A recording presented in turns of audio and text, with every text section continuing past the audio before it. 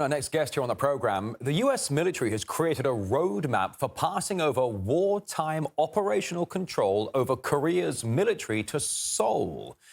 It is a complicated situation that dates back to 1950 and the war that divided the Korean peninsula. But the discussion of who is in charge in peacetime or war conditions has been a topic for decades. So let's get details and understand exactly what's going on here.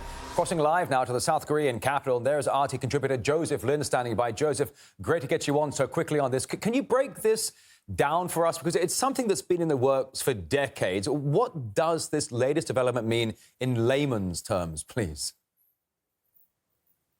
Well, it's very simple. President Lee, he wants his country to be an independent, sovereign nation. And that's what it all comes down to.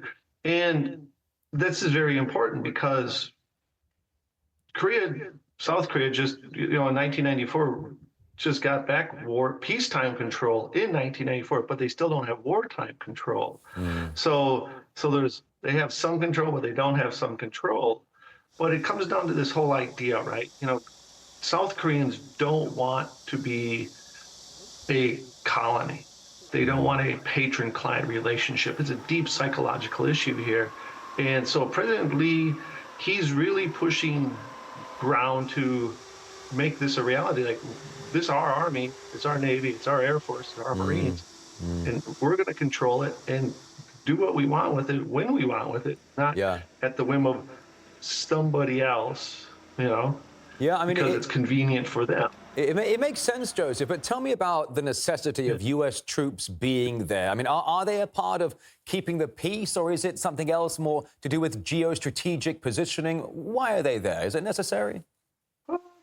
Well, they're here for geostrategic reasons, of course. They want to keep North Korea in check. They want to keep an eye on, say, Russian Navy coming out of Vladivostok. They want to keep an eye on what's going on in China and Taiwan. But at the same time, they are also here because they've been here and just basically don't want to leave, right? There was a big study about that, books written about this by Chalmers Johnson at the University of California, San Diego. And, look at what happened in the Philippines, right? So that the U.S. kicks the U.S. Air Force and Navy out from Subic Bay and Clark Air Base, right? But then within years, the U.S. wants to get back in there, and they're slowly trying to get those places back. Yeah. And so it's just it's a reluctance to give up territory, right? Hey, we have this. Why give up a good thing, right? Yeah. It's a very interesting notion, which has been documented extensively. Joseph, what do you think about Trump's motivations here? I mean, is it just to get America out of there? It's got to be expensive, having thousands of troops stationed 24/7 along the DMZ for decades. Yeah, the U.S. isn't really paying for all that stuff, right? You got to look at it like let me see, the Koreans. Let me do some numbers quick in my head.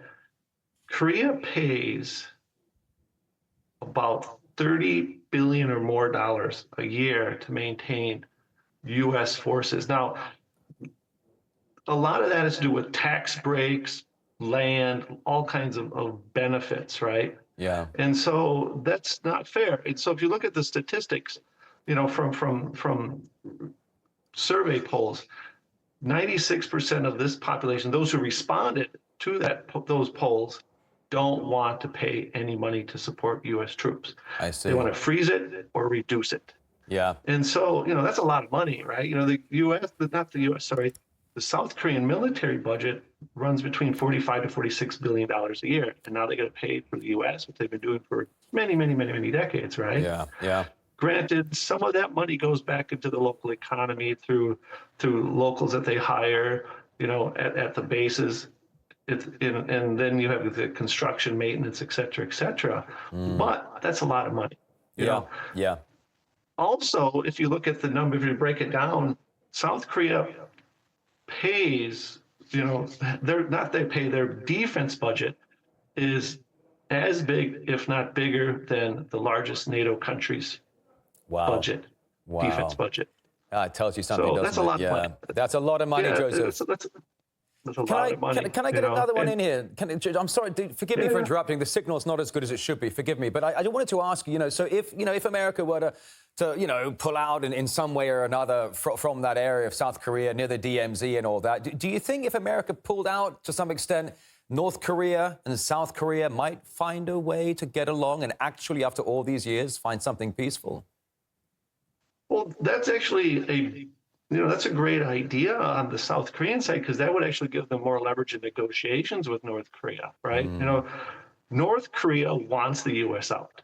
They've been saying it since the beginning, going back to the 50s, right? They want the U.S. out.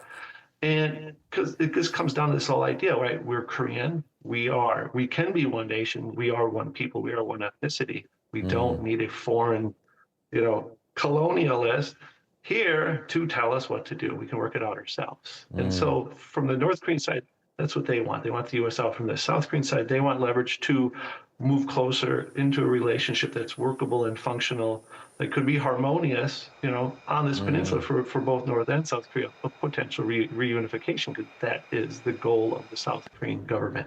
Yeah. Not necessarily the North Korean government, but of the South Korean government for sure.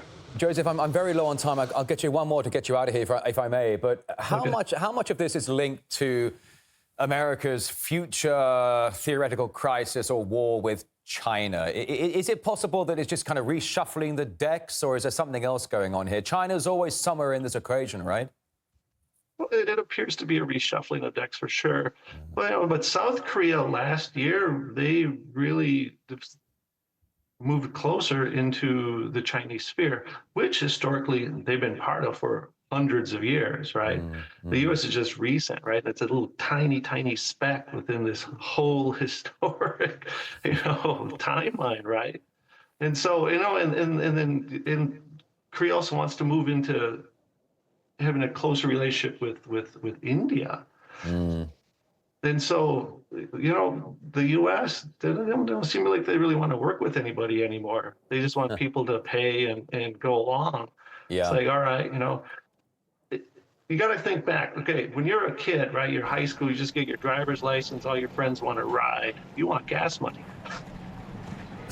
So South Korea wants gas money, but not just some free ride. I think that's what they're seeing from the U.S., and that's really a big issue here. We don't want to pay for Trump's illegal wars. You go by to the U.S. Embassy in Seoul, you'll see signs that say that we don't want to pay for these illegal wars. We don't want to be part of this. It's been going on for quite some time indeed, and yet in real time today, Joseph, we're seeing so many moves on today's geopolitical global chessboard, and you and I will discuss this again at length. RT contributor Joseph Lynn, thank you very much. Thank you.